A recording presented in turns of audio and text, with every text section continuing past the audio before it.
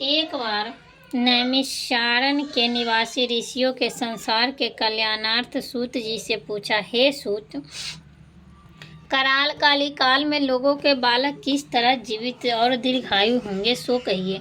सूत जी बोले, द्वापर का अंत और कलयुग का आरंभ था। उसी समय बहुत सी शोकाकुल स्त्रियों ने आपस में सलाह की कि क्या इस कलयुग में माता के जीवित रहते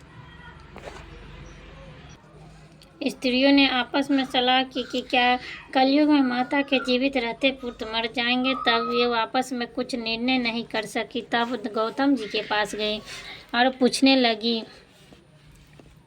लगी। जब उनके पास पहुंची तो गौतम जी अनंत के साथ बैठे थे। उनके सामने जाकर उन्होंने मस्तक झुकाकर प्रणाम किया। तदंतर स्त्रियां ने पूछा, हे प्रभु, इस कलयुग में लोगों को पुत्र किस तरह जीवित रहेंगे? इसके लिए कोई व्रत या तप हो तो कृपा करके बताइए। इस तरह उनकी बात सुनकर गौतम जी बोले, आपस में मैं वही बात कहूँगा जो मैंने पहले से सुन रखी है। गौतम जी ने कहा, महाभारत का युद्ध का अंत हो गया और द्रोणापुत्र सुदामा के द्वारा अपने बेटे को मरा देखकर तब जब पांडव बड़े दुखी हुए तो पुत्र के शोक से व्याकुल होकर द्रौपदी अपनी सखियों के साथ ब्राह्मण श्रेष्ठ धौम्य के पास गए और उनसे धौम्य से कहा, हे विपेंद्र, कौन सा उपाय करने से बच्चे दीर्घायु और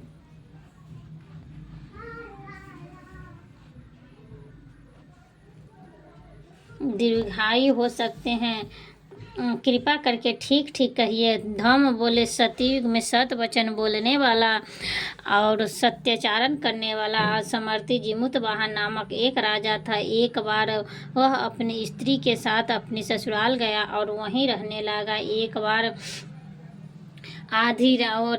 एक दिन आधी रात में के समय पुत्र के शोक से व्याकुल कोई स्त्रियां रोने लगी, क्योंकि वह अपने बेटे को दर्शन से निराश हो चुकी थी। उसका पुत्र मर चुका था। वह रोती हुई कहती, हाय हाय, मुझ बूढ़ी माता के सामने मेरा बेटा मरा जा रहा है। उसका रुदन सुनकर राजा जिमुतवाहन का तो मानो हृदय विदीर्ण हो गया। वह तत्काल उसी के पास गया और उसने पूछा, तुम्हारा बेटा कैसा मरा? जो बूढ़ा ने कहा, गरुड़ प्रतिदिन आकर गांव के लड़के को खा जाता है। इस तरह दयालु राजा ने कहा, माता, अब तुम रो मत, अनंत से बैठो, मैं तुम्हारे बच्चे को बचाने का यत्न करता हूँ। ऐसा कहकर राजा उस स्थान पर गया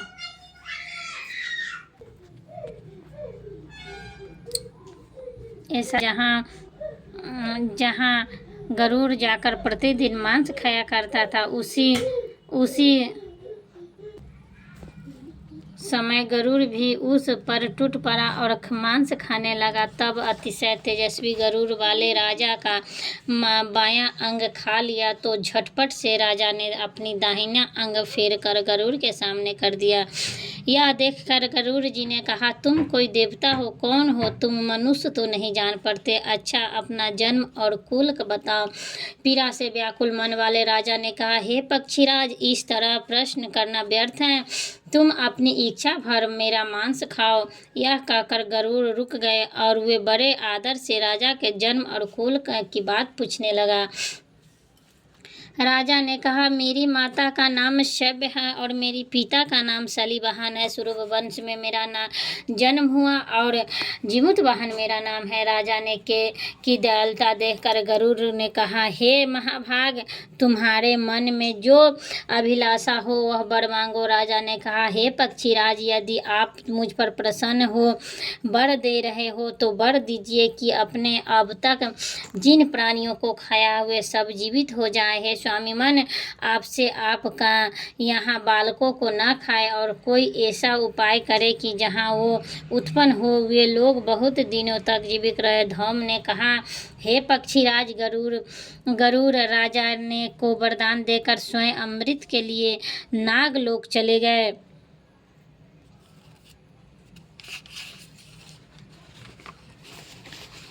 वहाँ से अमृत लाकर उन्होंने उन मरे मनुष्यों को हड्डियों पर बरसाया। ऐसा करने से सब लोग जीवित हो गए जिनके कि पहले गरुड़ ने खाया था। राजा के त्याग और गरुड़ की कृपा से वहाँ वालों का बहुत कष्ट दूर हो गया। उस समय राजा के शरीर की शोभा दुनी हो गई थी। राजा के दौलता देखकर गरुड़ ने फिर से कहा, मैं संसार के कल्याणार्थ एक और वरदान दूंगा। आज अश्विन महीना के कृष्ण पक्ष की 7वीं तिथि से रहित शुभ अष्टमी तिथि है। आज ही तुमने यहाँ की प्रजाओं को जीवन दान दिया है। हे वत्स, अब से यह दिन महाभाव हो गया है।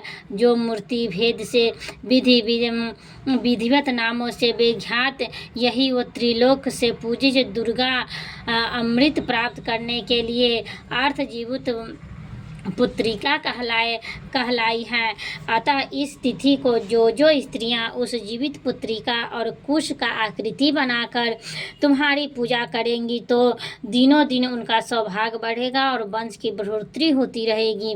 हे महाभाग, इस विषय में विचार करने की आवश्यकता नहीं है। हे राजन, 7वीं से रहित उदया तिथि की अष्टमी को व्रत करे, यानी 9वीं विधि यानी 7वीं विधि अष्टमी जिस दिन हो उस दिन व्रत ना करे। शुद्ध अष्टमी को व्रत करे और 9वीं में पारण करे। यदि इस पर ध्यान न दिया गया तो फल तो नष्ट हो ही जाएगा और सौभाग्य भी नष्ट हो जाएगा। जिमुतवाहन को इस तरह का वरदान देकर गरुड़ वैकुंठ धाम को चले गए और राजा भी अपनी पत्नी के साथ अपने नगर वापस चले गए।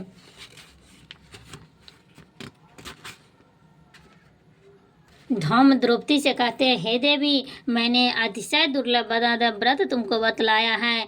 इस व्रत को करने से बच्चे दीर्घायु होते हैं। हे देवी, तुम भी पूर्वोक्त विधि से यह व्रत और दुर्गा की पूजन करो तो तुम्हें अभिलाषित प्राप्त होगा। मुनिराज धौम की बात सुनकर द्रौपदी हृदय से एक में प्रकार कौतूहल उत्पन्न हुआ और पूर्णवासी स्त्रियों को बुलाकर उन्हें साथ उत्तम व्रत किया। और गौतम जी ने कहा, यह व्रत जिसके प्रभाव से किया वह एक चील ने सुन लिया और चील ने सुन लिया और अपनी सखी सियारिन को बतलाया। इसके बाद पीपल के वृक्ष पर की शाखा पर बैठकर उस चील ने और वृक्ष के गोठ में बैठकर सियारिन ने भी व्रत किया। फिर वही चीह की उत्तम ब्राह्मण के मुंह से यह कथा सुन आई और पीपल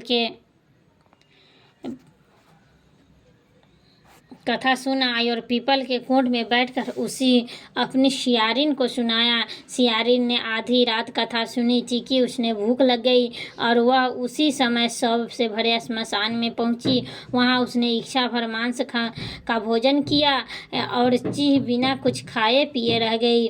सवेरा हो गया। सवेरे वह गौशाला गई और गौ का दूध पिया। इस तरह 9वीं को उसने पारण किया। कुछ दिनों बाद वो दोनों मर गई और अयोध्या में किसी धनी व्यापारी के घर में जन्मी।